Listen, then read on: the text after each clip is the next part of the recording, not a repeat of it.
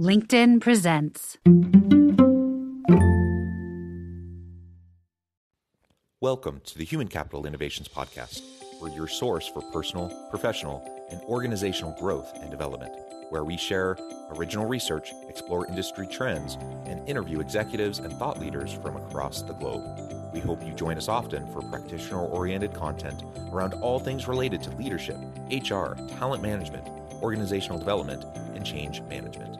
Maximize your personal and organizational potential with Human Capital Innovations Podcast.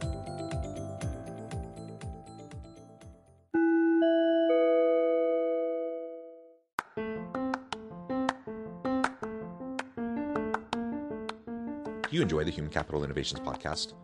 Enjoy ad-free listening by going to the Patreon page, and please consider contributing even at the producer or sponsorship level. And please leave a review. Thank you for your support.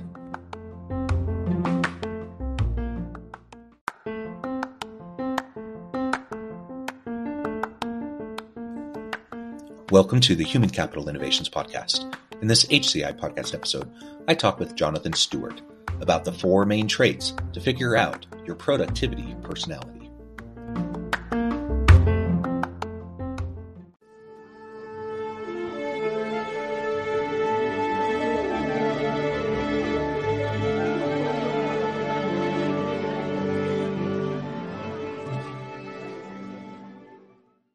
Jonathan Stewart, welcome to the Human Capital Innovations Podcast. Thank you very much.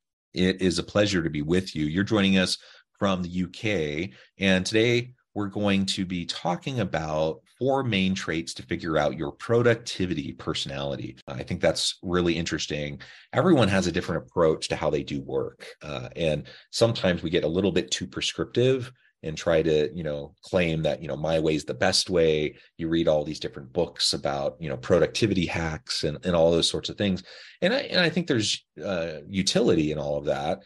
But ultimately, you have to do what resonates with you, what's genuine and authentic for who you are. And if you're trying to be too much like somebody else, it's just going to cause problems, and it's not going to increase your productivity. It's actually going to drain you more. You're going to burn out faster, and you're going to be ultimately less productive. So we're going to explore all of that together today. As we get started, I wanted to share Jonathan's bio with everybody. Based in the UK and founder of Simplicity Specialist, Jonathan Stewart is a neurodivergent entrepreneur, out-of-the-box business coach, systems specialist, and a Notion certified consultant dedicated to helping entrepreneurs build a business that works for them, helping them break free of traditional business advice and finding joy in their business. Along with that, Jonathan hosts 2 must-listen podcasts, Working Well in Business and Notion Nerds. He has also been featured on the popular podcast What Works with Tara McMullen and was a guest speaker at the recent Introvertpreneur Summit. Again, a pleasure to have you, Jonathan. Anything else you would like to share with me by way of your background or personal context before we dive on in? Yeah, so I am someone who just loves to figure out how the mind works. My journey into becoming like a businessy person came from teaching guitar, hence why my lovely room looks very musicy. It was something that I started from there, and the whole philosophy of what I do now went all the way back there of like, there is not one way to do things. There's lots of ways to do things, and it's about figuring out how you work. And I spent a very long time trying to follow that productivity advice and doing what everybody else told me to do, and it ended up wasn't a good place to be. So I figured out how to do it in a way that worked for me, and I just love talking about it. I could talk about it forever. Yeah, well, and it's good. I think most of us find ourselves falling into that trap, right? And a lot of times it's because we're kind of desperate. Like we want to get better at what we're doing. It's coming from a place of motivation. We want to set goals. We want to improve. And there's, certain common principles that probably are going to be effective for most people. But when you start to get into like really specific, prescriptive kind of approaches to how to increase productivity, the reality is we're not a monolith. Everyone's different. Everyone has different styles, different approaches.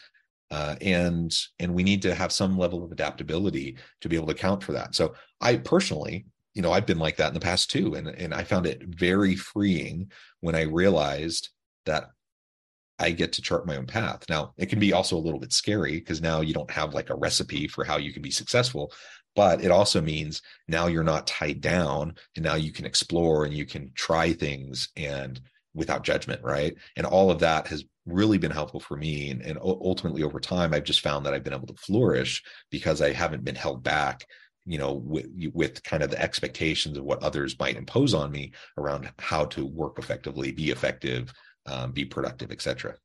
Yeah, and as someone who is neurodiverse, who has autism, like it was super important for me to figure it out because most of the advice out there is so lacking of nuance, which is often what the productivity advice is. As you were saying, it has value, but it also lacks so much of the nuance and the small, tiny details that would actually is for me the most transformational part. It's the nuance that's missed when you talk about, time blocking and X and Y and doing it this way and goal setting and types of goals and habit formation and all of that stuff that is so popular to talk about on the internet. But then no one really talks about the bit where you've actually got to do it and being able to adapt when things go wrong. And a lot of what's said is based on this philosophy of like, you take this step, something comes in your brain, and then you throw it out like it's a computer, which is sort of fine, but also isn't totally accurate in terms of how our brains function and how they work. Our brains, although commonly thought of as a computer, that's not the full story, and it lacks so much of the nuance. And a lot of the productivity hacks and tips are based on this idea that our brains are computers, when in the past our brains was thought of as things like waterworks and cogs and machines and some really like dirt and clay and soil. And it's so interesting to something that I'm really super passionate about is like bringing back that nuance of like, okay, yes, but here's something else. Like this is like let's move from the external into the internal and go, what do you want? What do you have? And what do you need? And working less from like having it put on top of you, which is often the productivity advice. You need a system. That system needs to handle all your tasks for you and fix things for you and sort you out because you are not okay. And really my point is like, well, what if the way that you work is actually okay? What if you're not broken?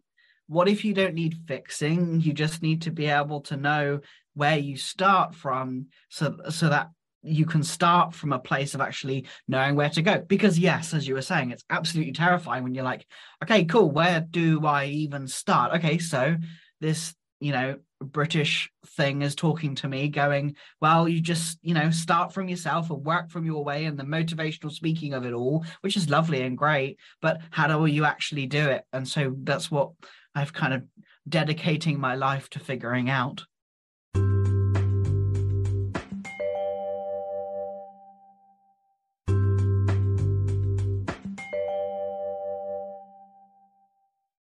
Yeah, that's right.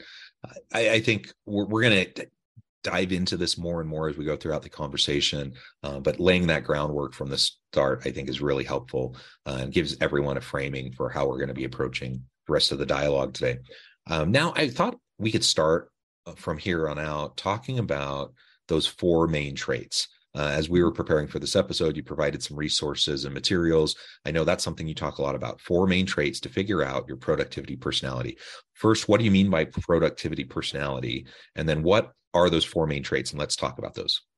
Yeah. So the way I see there are common patterns, as my brain likes to find lots of patterns, as I've worked with varying amounts of business owners of all sizes and shapes and people and cognitive wants and desires. I've noticed these patterns that keep occurring. And so these traits are kind of like when everything has gone wrong, when you need to, when things have just gone absolutely crazy, and you're now like, right, I need to figure all of this out again because something's gone wrong. What do I do?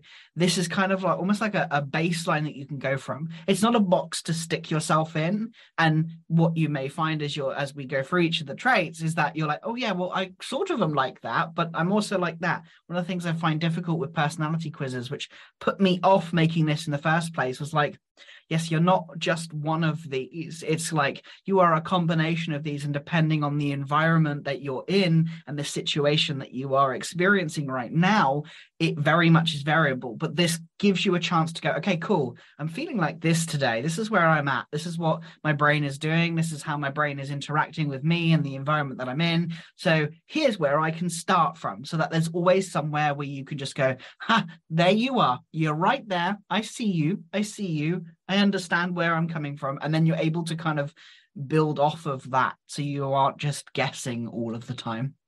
Let's dive on in. What are those 4 main traits? Let's unpack them and explore a little bit more. And I'll also say, as you were talking about just that caveat about personality profiles and such, I have the same kind of general aversion to them. Not because they can't be useful, but because people become so dogmatic about personality profiles, and they start to use them to like psychoanalyze other people around them.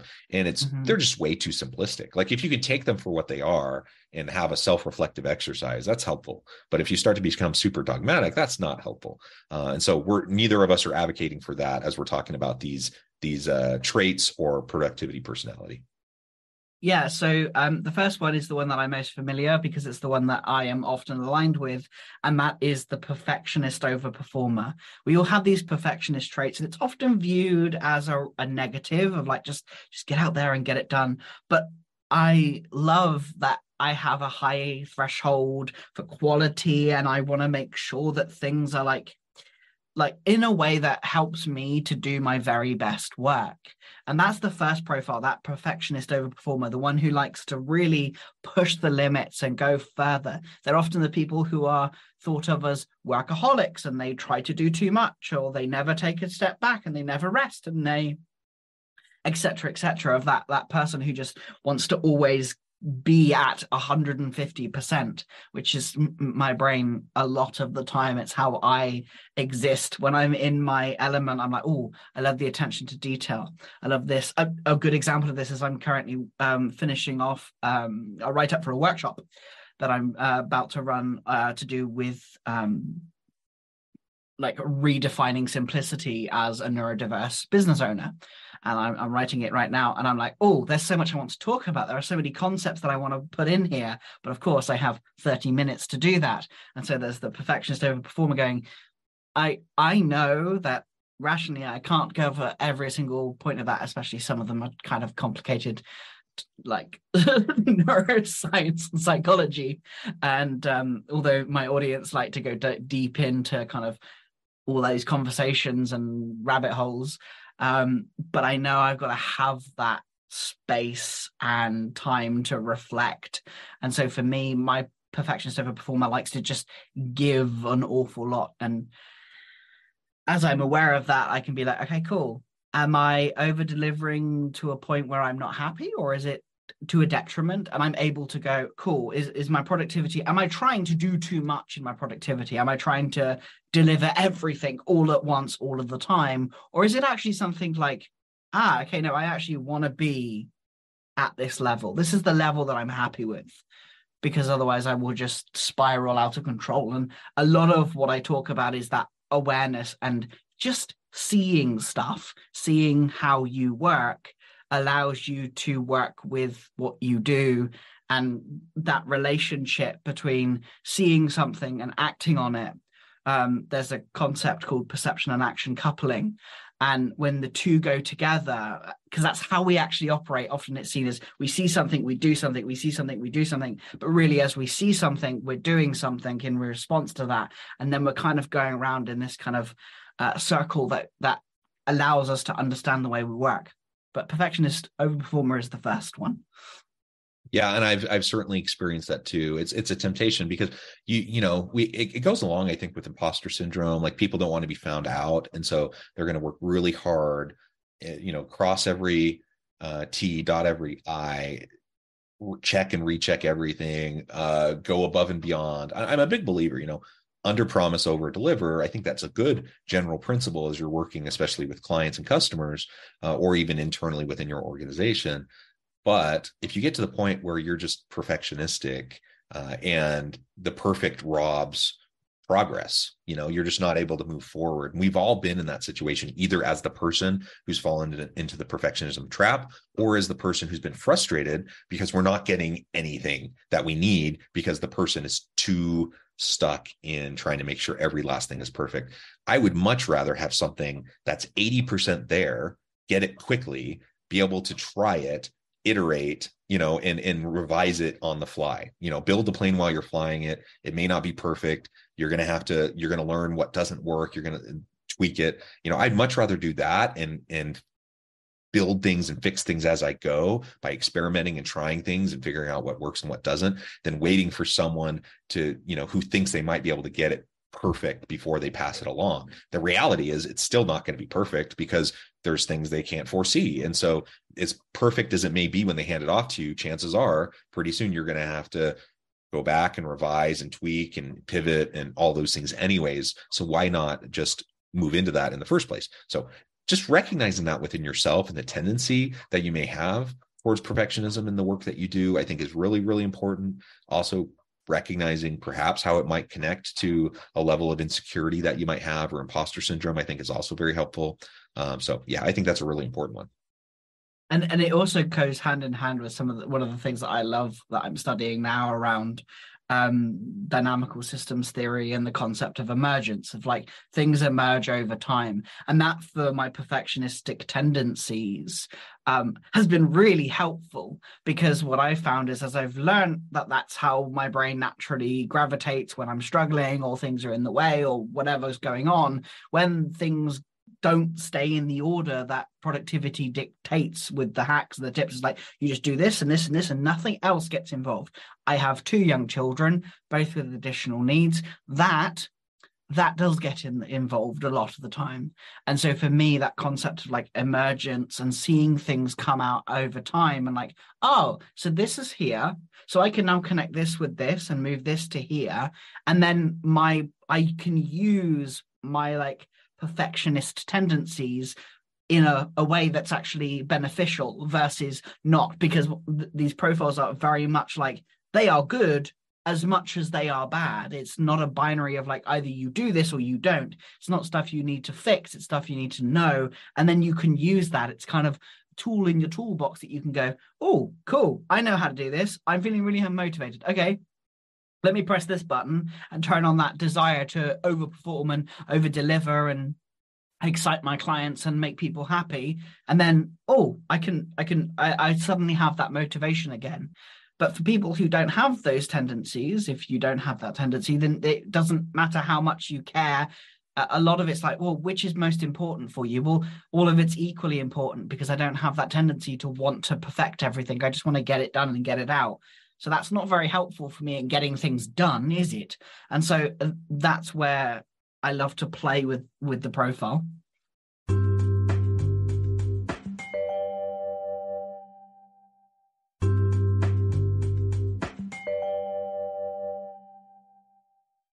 Good. So as we move on then, what's the next one?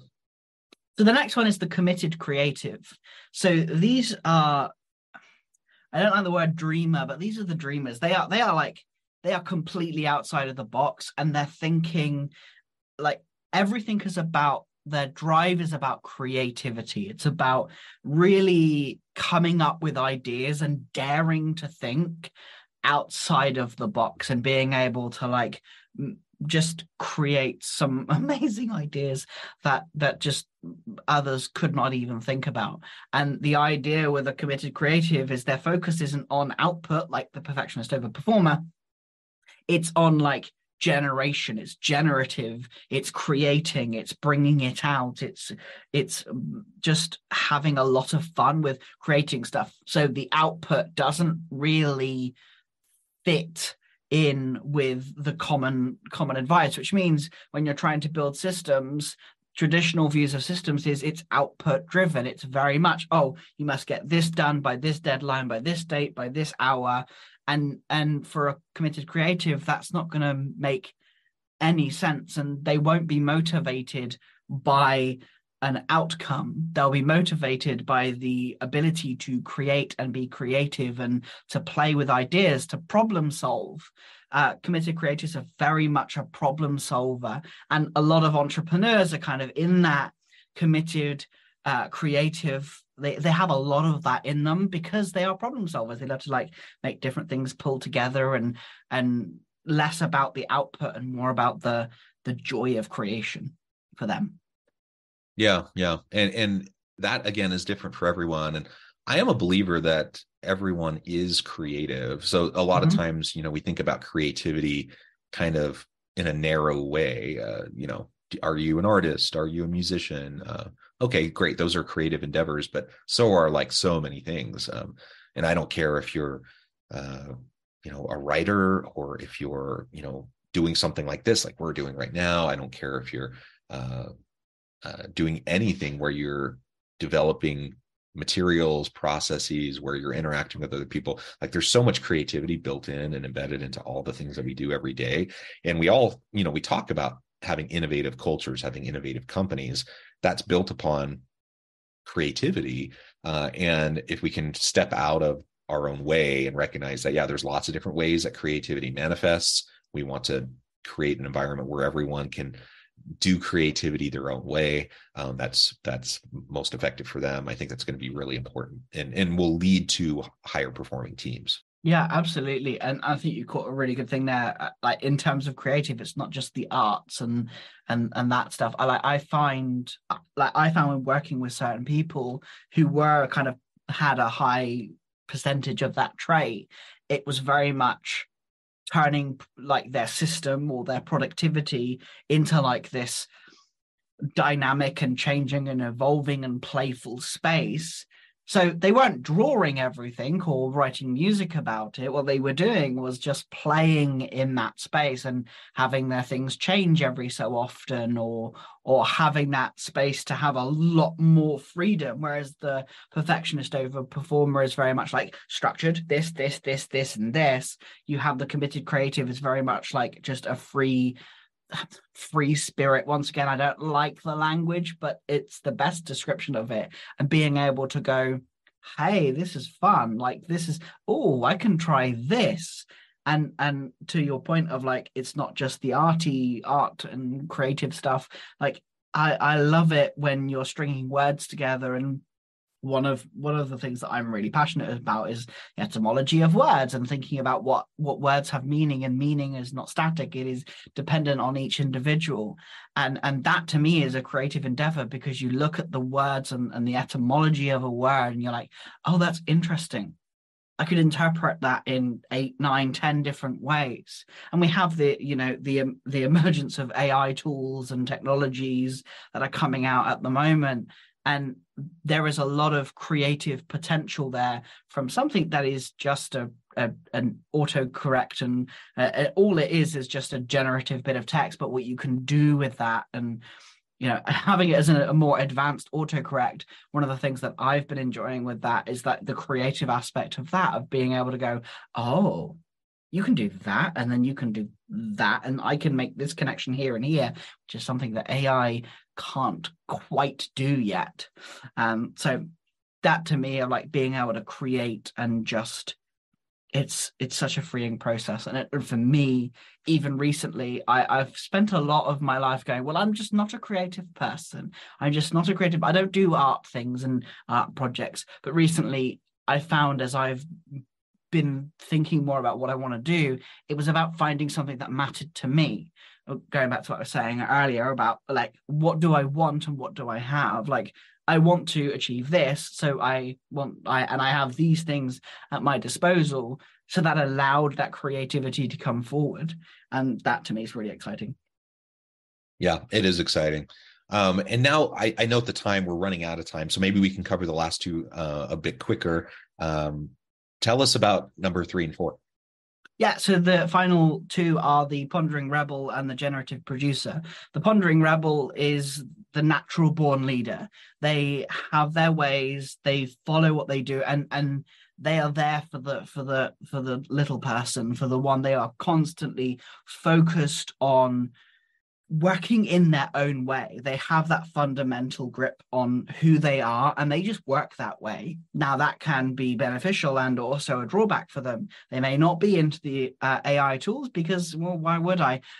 But also they need to be able to see what's potentially there and note the spots of that. And then you have the generative producer, which is someone who has a body of work. Like, this is a massive body of work that is taken on a lifetime. It's similar to the creative. It's the creative with output is the best way I've found to describe it.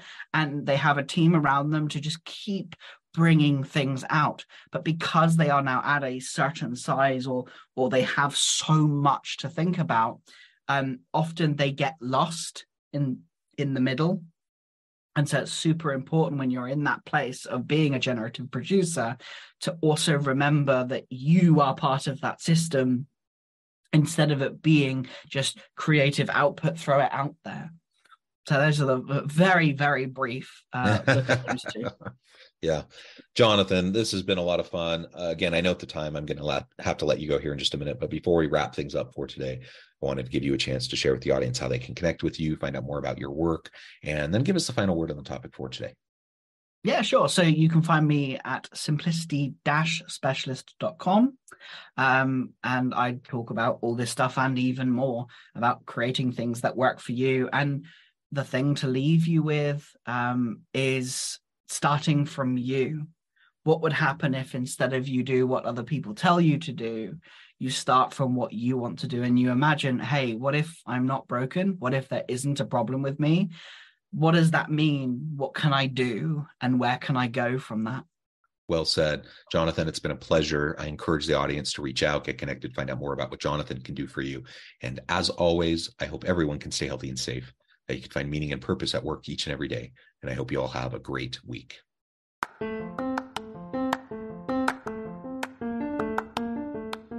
Do you enjoy the Human Capital Innovations podcast? Enjoy ad-free listening by going to the Patreon page, and please consider contributing even at the producer or sponsorship level. And please leave a review. Thank you for your support.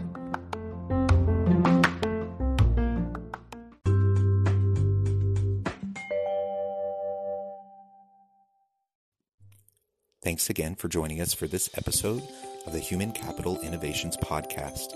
I hope you stay healthy and safe, and that you have a great week.